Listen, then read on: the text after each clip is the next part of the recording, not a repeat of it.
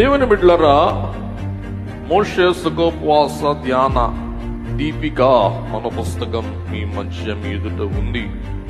ఈ పుస్తకములో ఉన్న మాటలే మీరు చదవడేమో అని నేను చదివి మీ జ్ఞాపకం చేస్తూ ఉన్నాను. అదేమనగా జూలై 1వ తేదీ నుండి ఆగస్టు 9వ తేదీ అనగా నిడదనం వరకు 1958వ సంవత్సరంలో మోషే సుఖోపవాస ధ్యాన దినాలు జరిగించి ముగించిన తర్వాత మరుసటి దినం ఆగస్టు 10వ తారీఖు అంటే ఈవేళ దైవజనుడు అన్నారంటండి, 10వ తేదీ పండగ చేసుకుందాం. 40 రోజులు మీరు వ్రతం చేశారు, వ్రతం పరిపూర్తి అయింది కాబట్టి